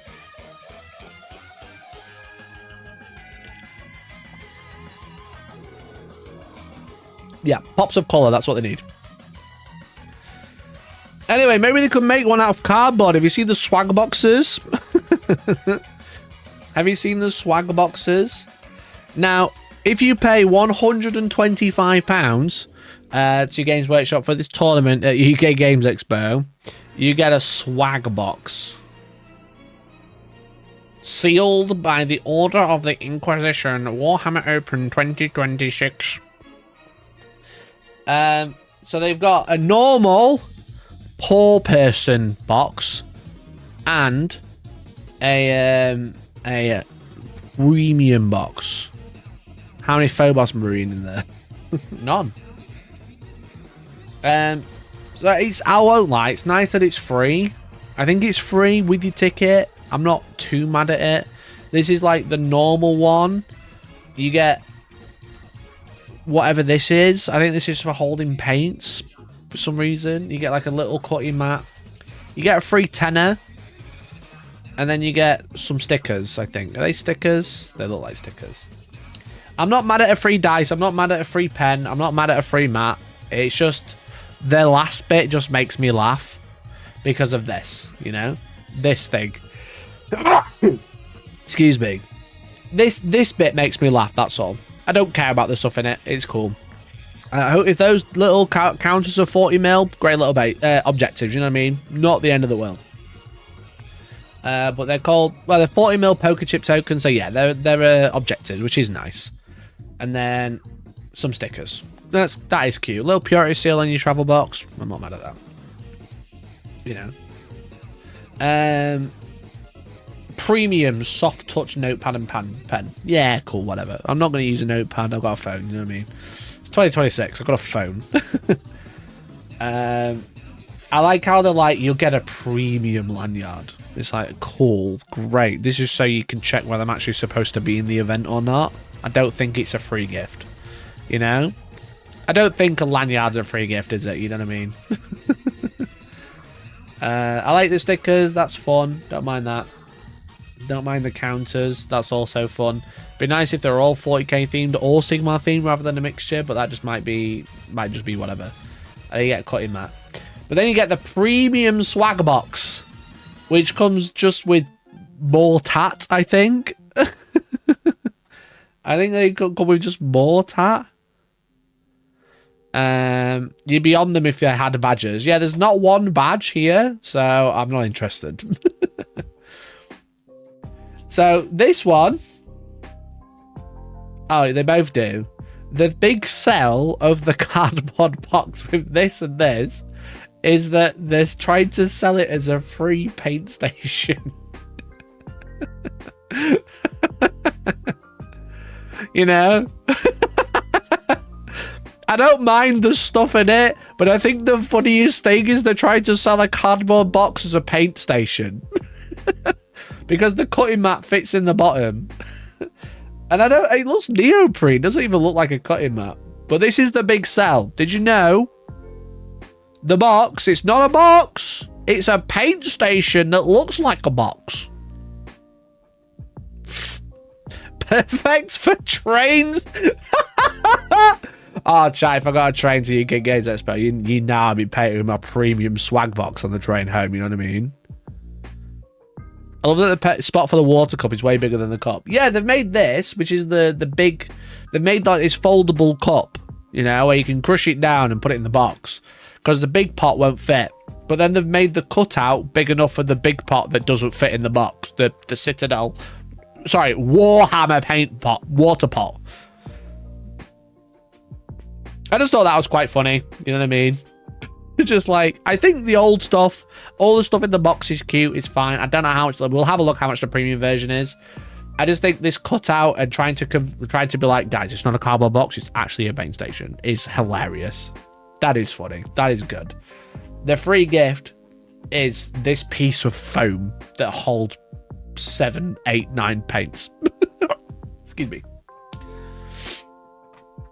Is the paint pot a collab with another company? No. Fair play to them. They've taken pictures with the new Warhammer paints and not old Citadel ones. Have they? Or have they just turned all the paints around? Oh, no, they have. I'll let them off. I thought they were barcodes. Yeah, fair play. They are the new Warhammer labels. I honestly thought they'd had them all backwards and they're all barcodes like there. I thought that was a barcode. So the premium one comes with a combat gauge. Is it metal? It doesn't say. No, just combat gauge. It also comes with a random coin that says Warhammer Open. Mike Brandt loves these coins for some reason. He was like, I remember when I was at the World Championships, because I'm a world champion, don't forget.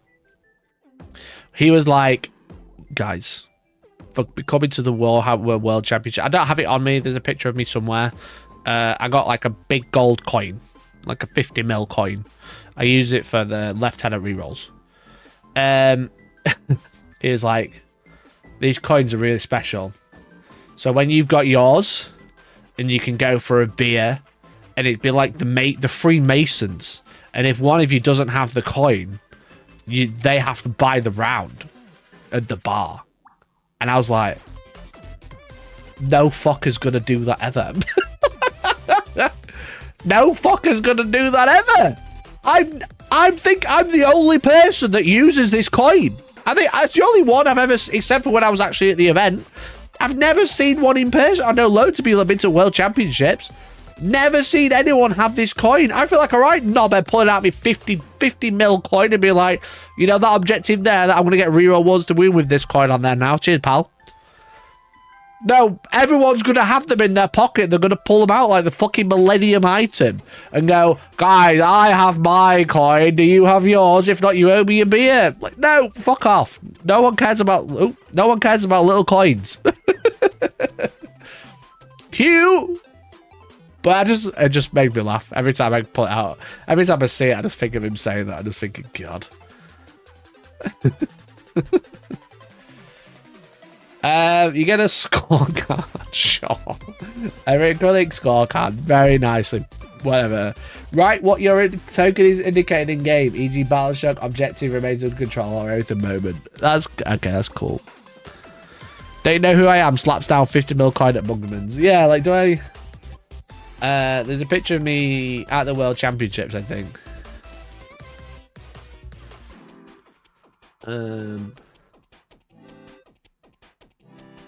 Video. They've got members only. Membership.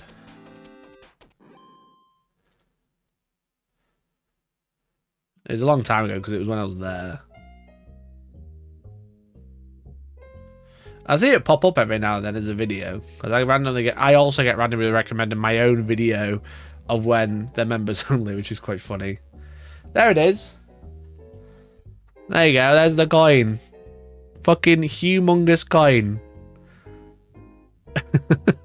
Yeah, you've all got to fucking carry these around, lads, just in case.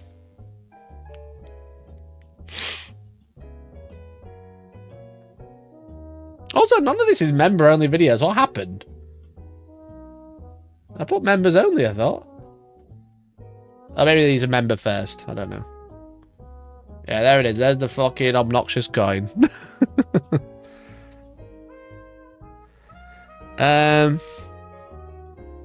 The Terminator isn't doing a thumbs up. Would it be? That's cute. You get a Sigmar one if you get play the Sigmar event. You get a random patch, sure. You get a collapsible cup, sure. And then you get some random gameplay tokens. Again, I don't mind the tokens. They're very basic. It's just a piece of acrylic with a sticker on, right? But whatever. It's just this made me laugh. Yes, it's a paint station, not a box. It's not a box. Even converts into a painting station with a slot for both the premium sets paint cup and the Warhammer water pot. Miniatures, brushes, paints, and paint handles for illustrative purposes only. None of this shit comes with it. Guys, don't forget this paint pot. It's a paint station, this cardboard box. The premium cardboard box.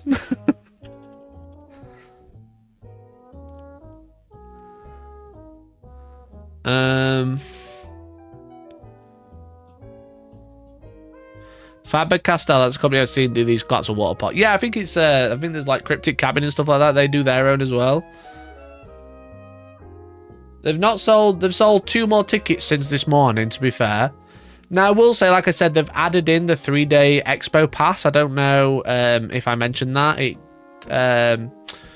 If you buy a ticket now, you don't need an event pass, which is good. It means it's £54 cheaper.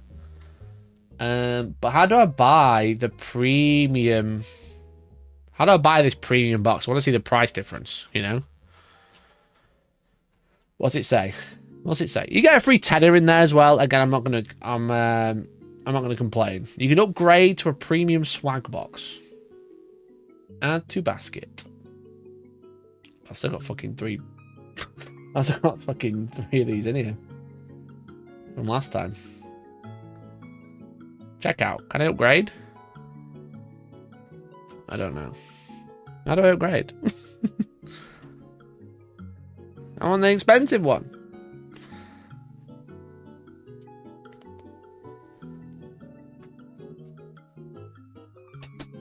Is it like a separate ticket?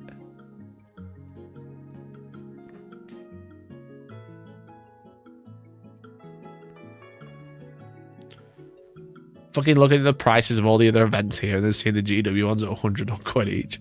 Crazy. Yeah, I don't know how to buy the premium ticket.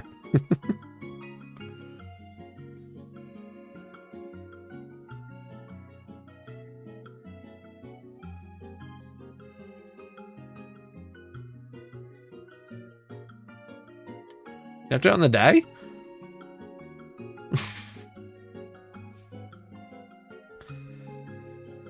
Have they updated the price of the AOS to include travel yet? I don't think they have.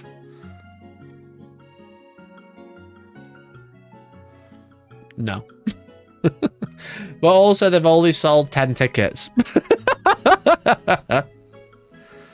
So if you don't realise that the Warhammer 40k event, the Kill Team event, and the Underworld event all say they've got 2 golden tickets to be offered to whoever, this varies. Each ticket includes both access and airfare to and from the World Championships in December. However, the Age of Sigmar one says just 2 tickets, just an invitation. Which is quite funny. Which is very, very funny. But yeah, I don't know how to buy an expensive ticket. I wanted to see the price difference. I wanted to see the premium ticket versus the normal ticket. Shame. Shame. I wanted to see how much that fucking box cost. If I try checkout, let me try checking out. Let me have a look.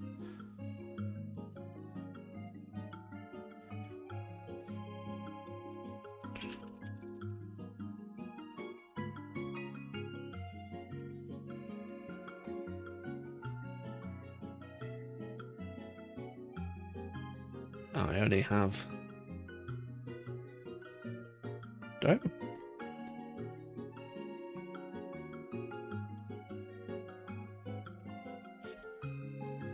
Nice. I don't have an account, but I've already registered because I'm a press pass, so I can't actually buy a ticket. I do need to buy a ticket. I will be buying a ticket. I'm probably going to go to the 40k event, but they did just announce that there's Gundam events on now, so I'm a bit stuck. I'm a bit stuck for choice now, chat. I'm a bit stuck for choice. There's a few events I want to go to. But yeah, I'll go. I'll probably go. I do like a good 40k event, and I always say I want more good 40k events. But if I want good 40k events, I've also got to put my money where my mouth is, quite literally sometimes, and go to them. You know what I mean? So yeah, I will be going.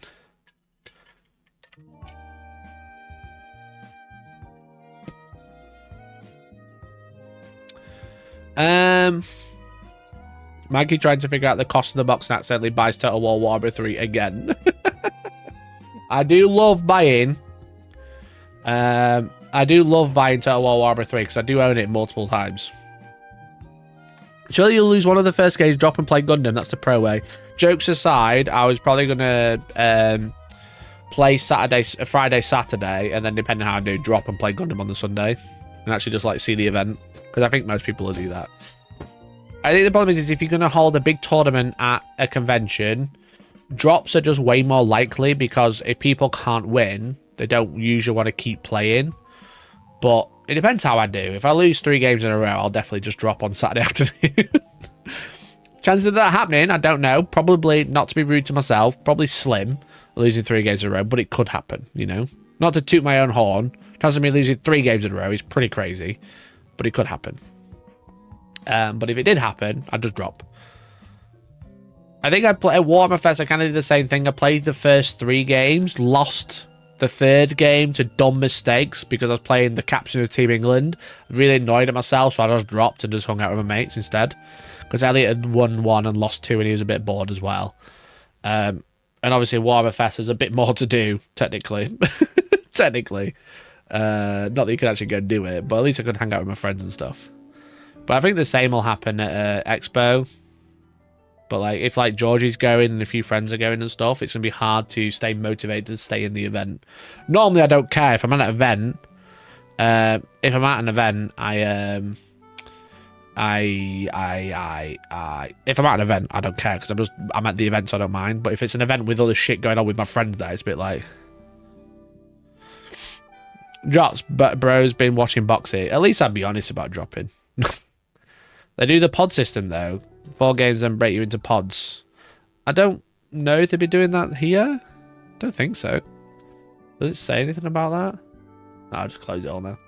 I want no idea. Maybe it can be open.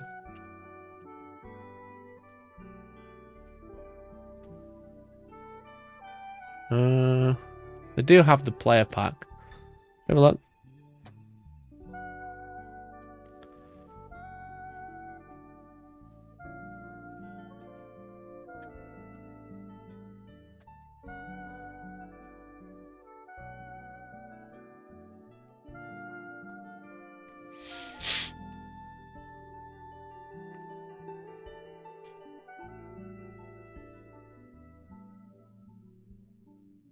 After round 4, players will be with the same record will be split into brackets depending on the overall number of players. Some players with a 3-or record may make it to the top bracket. This is not guaranteed, nor is it a right. So they do it after the first 4. Yeah, so you play 4 games and then you split into pods. That seems a bit dumb though. I think as soon as that happens, that's when everyone drops.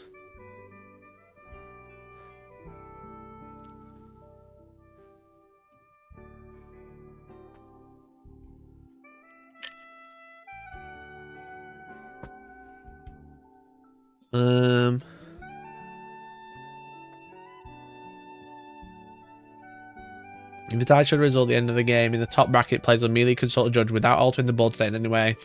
With the judge's assent, play will continue for an additional battle rounds where the early scoring is done to counter objectives held at the end of each player's respective turn. Yeah, this is where you just lose, having an army that scores late and then you got no models left and they go, right, you played another turn. It's like, yep, cool, GG.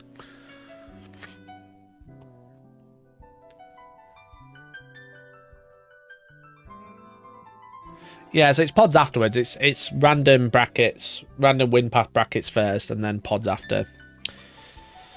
But yeah, I'll probably go. Just take me ultramarines and laugh at people. Yeah, double oath, mate. No problem. I'm gonna have to paint a new Calgar though, because I use Gabriel Angelo's conversion. It's half 3D printed, so they probably won't allow that, even though it's sick as fuck. They won't allow it. So. YouTuber thumbnail following has to be a Northern Dropbox attends UK Games Expo. Well, that would be a title, not a thumbnail. But at least I'll be honest, you know what I mean? I've always criticised Dropbox because he lies. Or Dropbox, the online internet service, lies about it. Just be honest, you know? And I don't sell a fucking coaching package about being a great opponent. The best way to be a great opponent is to not turn up. I don't think so. So, hey. Anyway, chat. I've rambled and riffed for a while now. I think we've covered all of the main news. My only other bits of news were not huge, not great. I was going to talk about this shitty painting handle. It looks poo. That was about it. It looks poopy. I've used a lot of painting handles in my time. You know what? The best one is the one I 3D printed. It's so good. It's so good. Let me grab it. I actually broke it. That's the only problem, but it is good. Where is it? Here, look.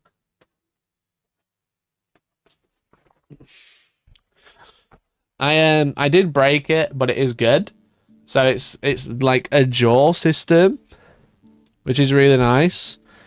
And then like it's screwed in, and you like spin it like this to open it. So that one is broken. I've lost that now, long gone. But the great thing is, because it's 3D printed, I can just 3D print that jaw again. But as you can see, there's like a little swirly bit on the inside, and as it twists, you see it twisting inside. It brings the jaws in. And then you tighten it up around the base. It works really, really fucking well, actually. I don't have a model handy. It works really well, so I'm just going to make a few more of those. I think the original painting handle is really good. I think this new one, I think it's like is it like a budget version or something? It's a budget alternative when you have loads of miniatures to paint and has a slot for sub-assembly holder. I get it, but it just looks like it'll be crap. You know what I mean? That Maker World, yeah, it was on Maker World. It's really good. You just need one screw. And it's got a screwed base as well. But yeah, I broke the jaw but I'm just going to reprint the drawer and put it back in. But it has a screwed base, like a hollow handle as well. So you can put weights in here if you wanted to, put some pennies or whatever. But yeah, it was a good one.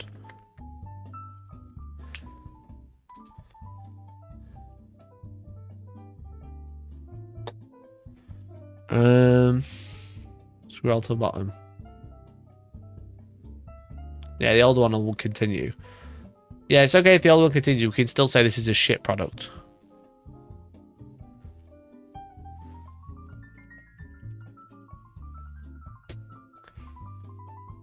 It just looks poo, so.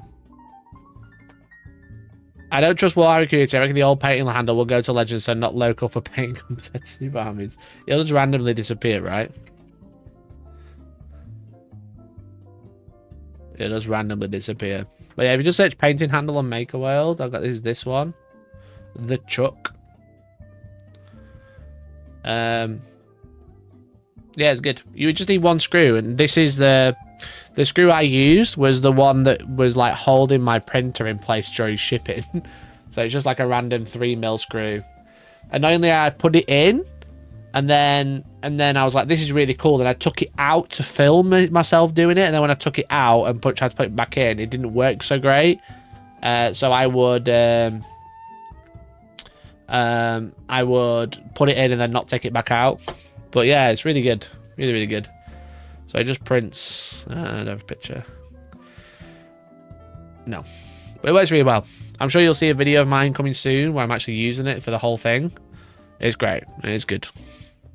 So, but yeah, it's like a swirly bit that like locks in. I just recommend getting a good screw for it, not like you don't use a shit one. There's a few of those. Fucking love 3D printing. There's just always a SCADIS version. It's just like whatever you're searching for, there's a SCADIS for it, which is the IKEA pegboard. So funny.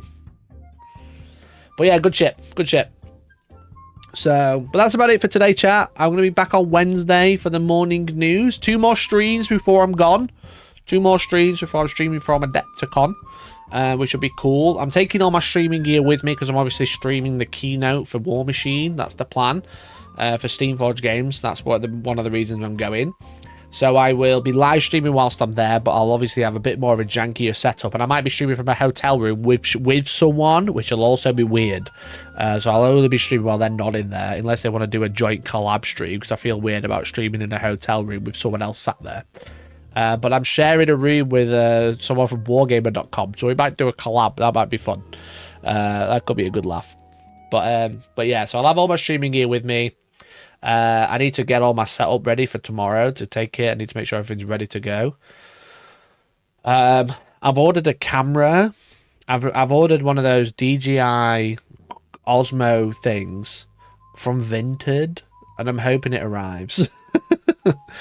I couldn't afford one because they're like £400 for a camera, but they look really good. You'll see them little tiny ones, because I always take like my phone and a gimbal, and then I'm like, I need to use my phone. But like there was one on Vinted for a really, really, really good price, and now I'm starting to think, because they haven't posted, because I did it on Thursday, I'm starting to think maybe it might have been a big scam, so I might have lost some money. But it was like a really, really good deal. But I really could do with like a thing. No more iPhone baby harness. I still have the baby harness, but obviously they're a bit more awkward to film with. Yeah, the Pocket 3, I think it was.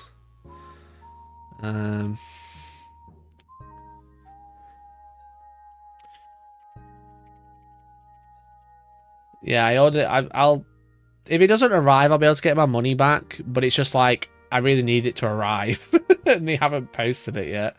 So I'm just praying. It was like with like a carry case and stuff, but it was just like way cheaper than everyone else. And I was like, fuck it, I'll give it a go. And now it's like not been shipped. So I'm like, have I been scammed? I don't know. But it's like this thing. It's well sick. So do I have someone using it? No. Show me in hand. I'm sure it looks nice, but show me like someone using it. It's like that big. You know what I mean? It's like a little gimbal. I still have my thing. There it is. There you go. It's like that sort of thing. So it'd be good for like doing vertical and horizontal, because I want to do a video and some shorts on there. And my little iPhone thing is good, but I think that would be way better. Because of like a microphone as well, you know. They are amazing. Yeah, they look sick. Loads of people have them. I'll be honest, I was kind of thinking about getting one, but then I was like, I wonder if the Osmo 4 is going to come out. But they look really sick. And they'd be really good for like traveling with because it's quite small. It's a little bit...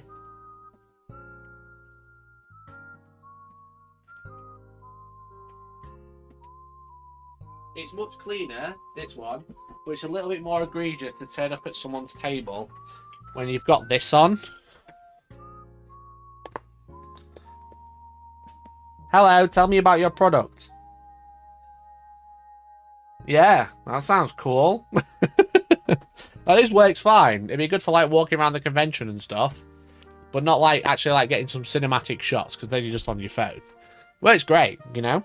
If I was working a trade show, if I was doing demos or something, this would be fine. It's actually really comfortable compared to my old setup, which was like the GoPro thing, because it just hangs around my neck and then it's got like a little cushion here. So it works really well actually, but it's just not quite as subtle as like a little camera that I can use as a gimbal that I can use as like a face cam while I'm streaming and stuff, or stream with. This will be, oh, you know, this is what you, that's the view. That's how close I am. So this is good, and it's nice that it like sticks to my phone like it's MagSafe, Maglock or whatever. But it's like a little camera like that would be very good. So fingers crossed. I'll let you know if it arrives. If not, I'll have to panic buy one. I don't know. I don't know. Got no idea. But yeah, we'll see. We'll see. So I'll be back on Wednesday. We might play some StarCraft on stream again. That was fun. I enjoyed that. I was going to play it tonight, but it's just kind of like run over. It's been chatting too much. But I think it was a good chat. I have a video coming out for everyone tomorrow. If you're a Parasocial member, you already have access. But there's a video coming out tomorrow for my retro unboxing. I just need to like design some thumbnails and titles for it. I kind of finished editing it today, and I was like, I haven't got time to think about this. I need to work on it. We're doing that tomorrow. After I've got some stuff out of the way. So that'll be coming out tomorrow, live on Wednesday, and then hopefully live on Friday, another video on Saturday, Chillcon on Saturday, Sunday. So a busy week, and then I'm off. So that's it. So thanks so much for watching. Thanks for hanging out, and I'll catch you tomorrow in the video. Appreciate you. Thanks for watching. Love you. Bye. Bye now. Bye. Appreciate you all.